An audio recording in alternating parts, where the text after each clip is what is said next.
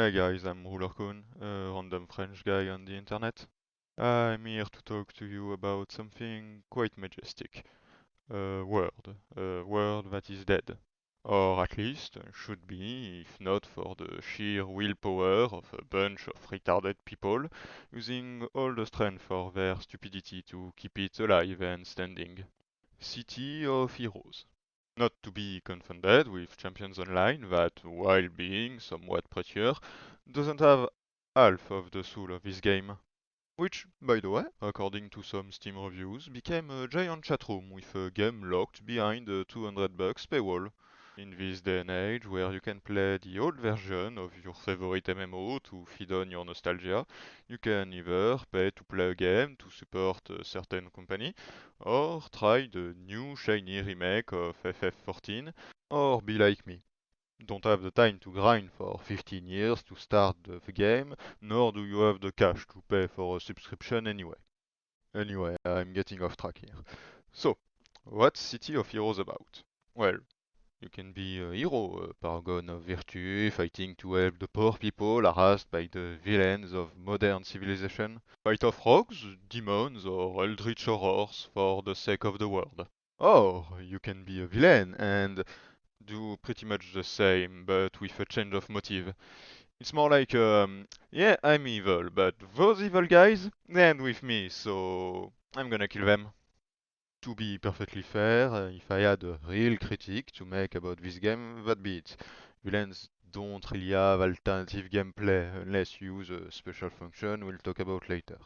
So most people talk about blue side and red side, and I can't really blame them.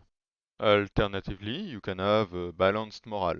See that nothing is black or white and that everyone is capable of doing the best and the worst in the same day. Be a vigilante and do whatever the hell you want. I'll let you guess what I chose. Also, it lets you go into both heroes and villains restricted zones, so you won't have to care about limits. But Ruler Kun, you'll tell me, I'm not a comics nerd. I barely watch the Avengers saga. I don't care about all this hero stuff. Yeah, me neither. So, let me tell you how I got into this game. About 2 years ago, a friend had to move far away for a special assignment for his work.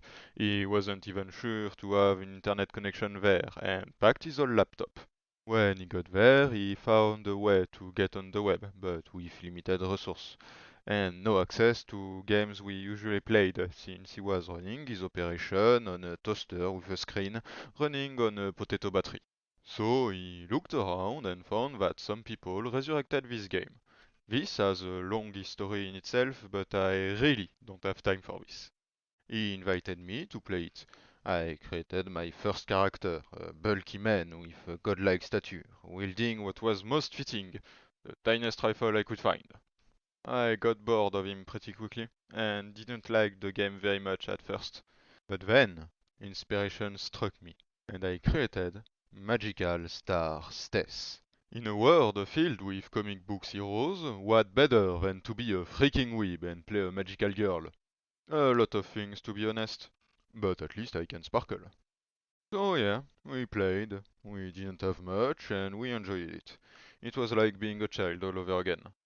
Then he came back for his assignment, and we didn't touch the game for 2 years.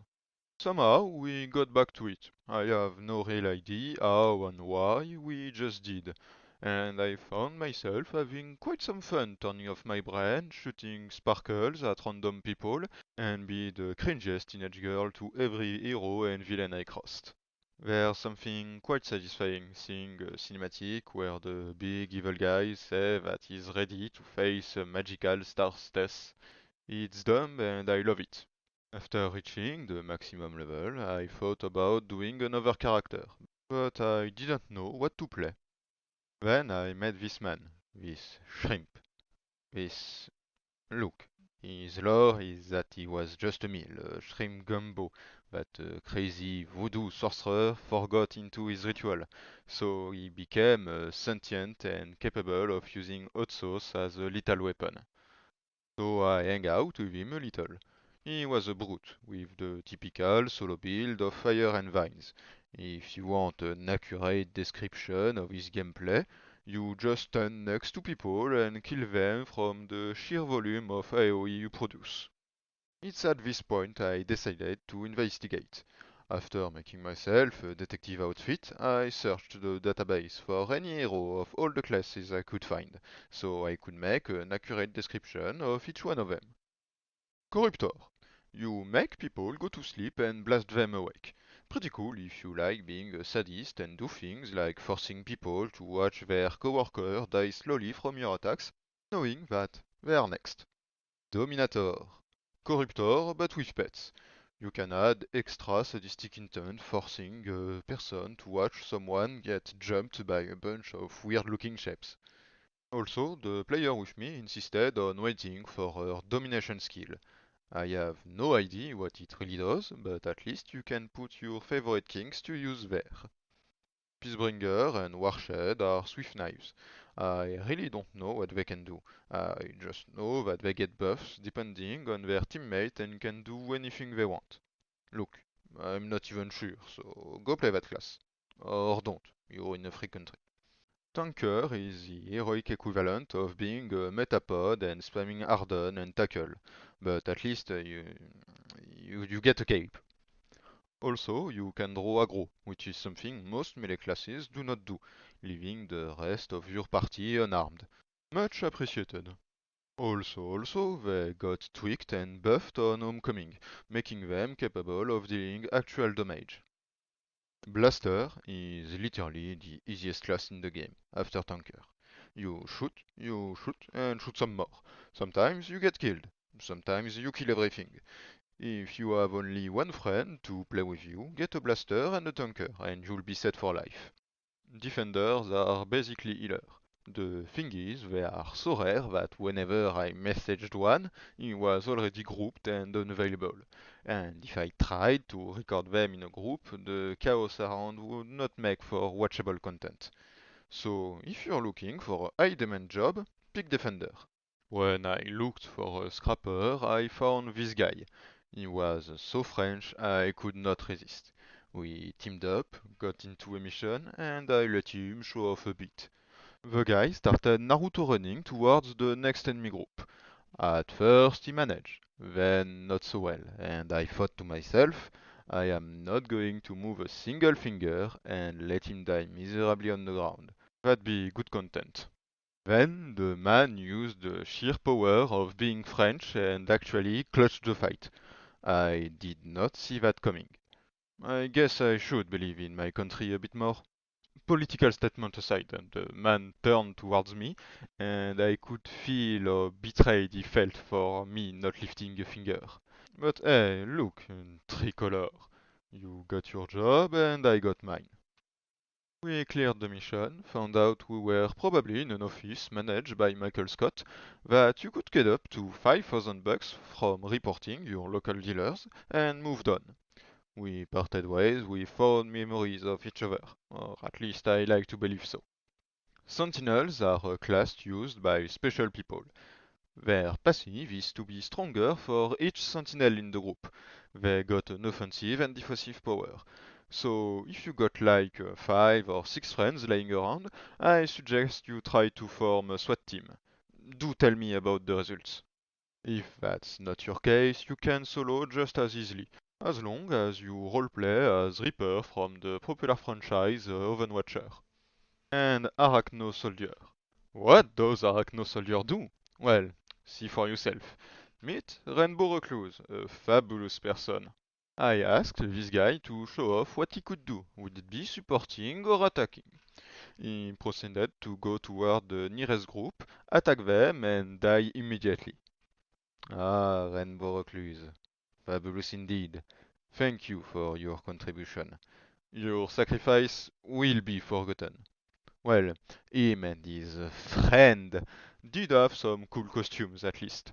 But from what I saw, I clearly know who's on top. But, Ruler-kun, what if I have no friends? Fear not, for you can play Mastermind.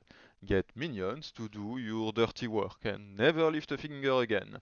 They can fight, take aggro, protect you, and even dance with you like real friends would.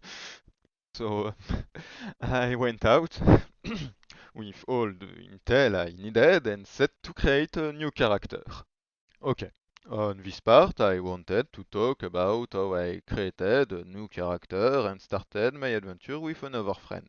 But during the creation process, something went wrong. Very, very, very wrong. I don't think any Asian person could ever forgive me for what I did there. So if you wait me for it, I will understand. I can't really explain how I got there, so you can just look at my creation. As you can see, I really didn't know what took over me. It just happened. Then we started adventuring. It didn't go very well either. At all, in fact.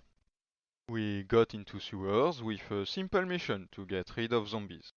Word of advice, avoid any manhole you see in the street until they find someone more competent than me. And with all of this, I revealed the real point of this video endgame. Nothing of what I said really matter. Sure, you can create a build, specialize and rocks in this MMO, but I don't think it's the point here. No, I think the point is to see personality. Throughout making this video, I encountered a lot of people. Some were playing for the gameplay, others to talk with people. Look at all the costumes you saw, all the stories written for their character. This game shines with personality. You can be anything, anyone, make cool costumes, stories, get invested in the giant lore, or just enjoy playing with friends. This game is the best superhero team, the Lego box you could ever find. And it's free. Either way, I went on for far too long at the moment. I may continue to talk about this another day, for there's so much more I could talk about. But for now, I will leave you to go rewatch a replay of your favorite streamer. A huge thank you for all the heroes who helped me on my adventure to get this video done, and I'll see you another day.